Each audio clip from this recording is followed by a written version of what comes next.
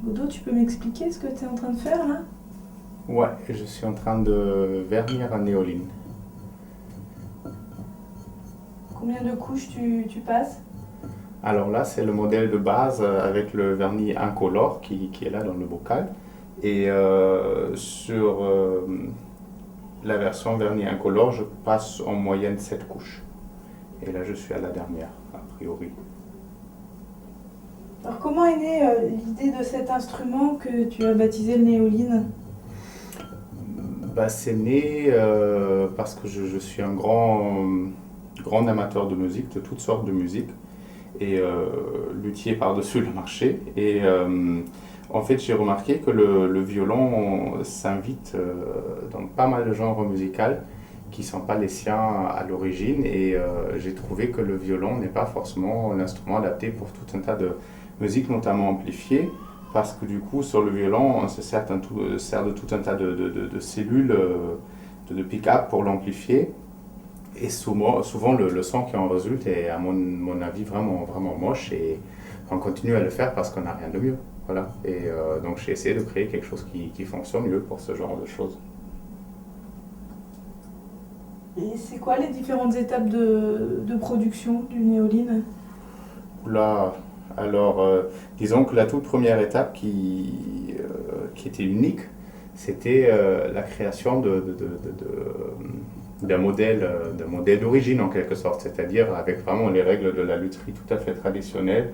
J'ai fait un néoline complètement taillé dans la masse, vraiment selon les règles anciennes, qu'après, en grande partie, j'ai digitalisé en fait, c'est-à-dire j'ai digitalisé les voûtes, j'ai digitalisé les épaisseurs, pour pouvoir le produire en série. Et en fait, maintenant, je fais toutes les étapes de dégrossissage avec des fraiseuses numériques, ou avec une fraiseuse numérique, ce qui économise beaucoup de temps et ce qui se répercute évidemment dans le prix que l'instrument est vendu.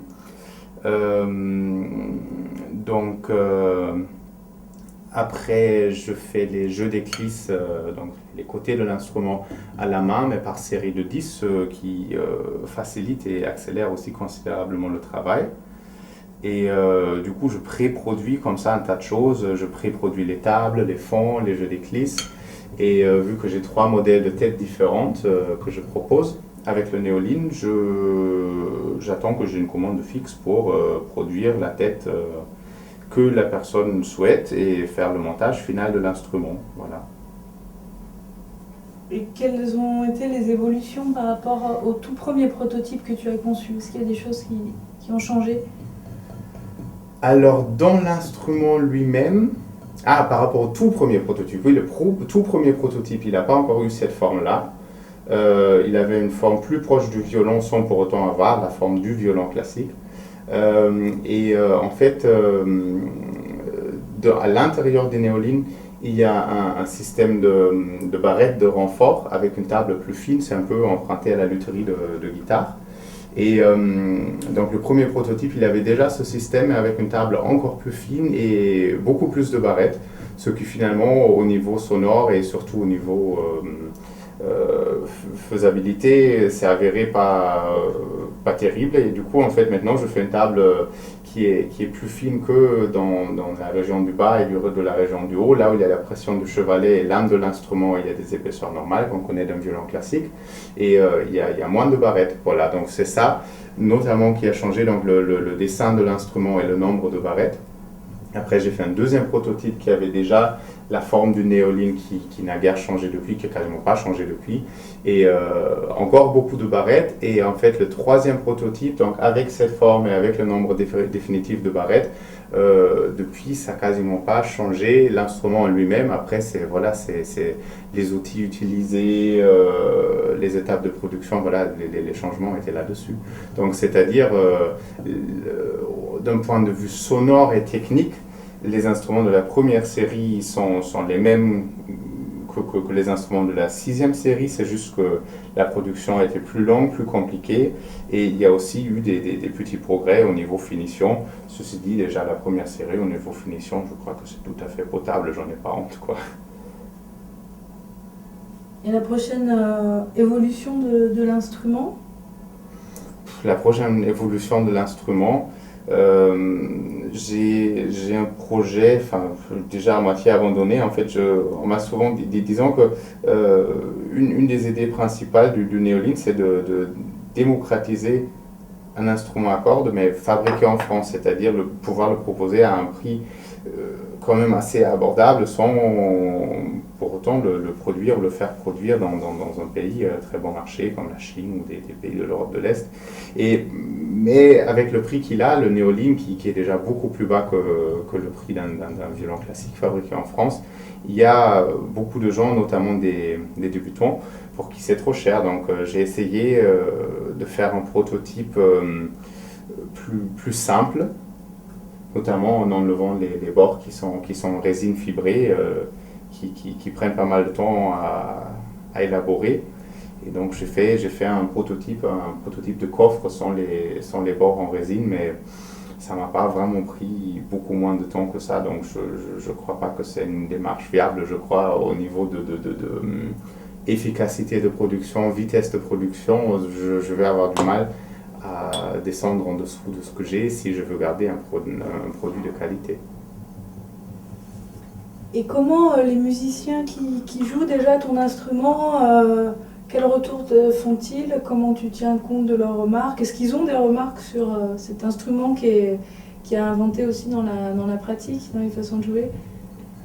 Oui, j'ai des retours des musiciens, heureusement, parce que c'est ça qui me permet de progresser, mais pas tellement en ce qui concerne l'instrument de base, qui, comme je l'ai dit, n'a pas vraiment changé depuis la première série, mais ça se répercute plus dans les différentes options que je propose. Donc déjà, si je propose 3 têtes différentes, c'est que la tête que j'appelle la tête pipe, qui était la première tête, n'a pas vraiment fait l'unanimité. Elle, en fait, soit elle plaît ou elle plaît pas. Pour l'instant, il n'y avait personne qui disait moi, je sais pas. C'est toujours wow, c'est super ou oh, j'aime pas. Voilà, donc j'ai développé 2 autres formes de tête, un peu par le retour des musiciens. Après, il y a l'option par exemple de l'instrument 5 cordes, qui est une demande des musiciens. Et là, ce que je suis en train de vernir, en fait, c'est aussi né d'une remarque qu'on me faisait souvent, parce que, à savoir que les frettes, surtout pour les violonistes d'origine, ne font pas du tout l'unanimité. Il y a des gens qui disent qu'un violon n'a pas besoin de frettes. En même temps, moi j'insiste que c'est les frettes qui font que le néoline offre vraiment des possibilités qu'on n'a pas du tout avec un violon classique. Et du coup, je voudrais bien que les gens tentent au moins l'expérience avec les frettes. Bon, pour ceux qui ne veulent vraiment pas, il y a la version sans frettes. Mais on m'a souvent dit ça serait cool d'avoir la possibilité d'avoir sur le même instrument soit une touche avec frettes, soit une touche sans frettes. Et on m'avait parlé de mécanisme qui fait les frettes s'enfoncer dans la touche. Enfin, j'ai étudié ça, à mon avis, c'est impossible de faire un truc qui tient la route. Mais finalement, j'ai imaginé et construit d'ailleurs, comme on voit ici, un manche en fait avec des écrous qui sont incrustés dans le manche, et en fait une touche échangeable. Donc en fait là on voit 3 vis, il faut que je les trouve en noir parce que là c'est pas très joli,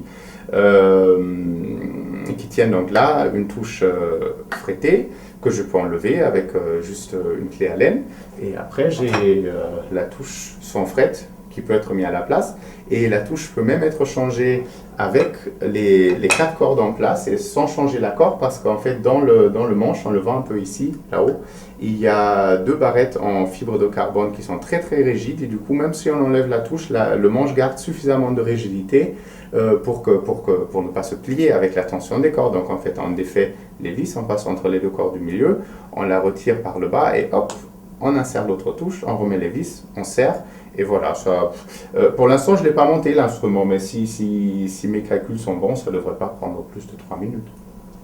Et on a 2 instruments, si pour quelqu'un qui veut vraiment faire des slides à tout va, il jouera sans fret, et quelqu'un qui veut s'en servir, ou quand il veut s'en servir avec le médiator, jouer façon mandoline, etc., il met la touche frettée, voilà.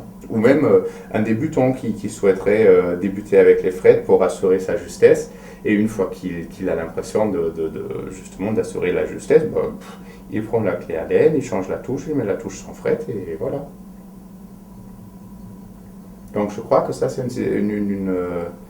une option si elle va être validée, donc si elle va marcher aussi bien que j'espère, qui va susciter pas mal de demandes. Voilà. Je m'excuse, je vais prendre un autre instrument parce que là, celui-là, il est fini.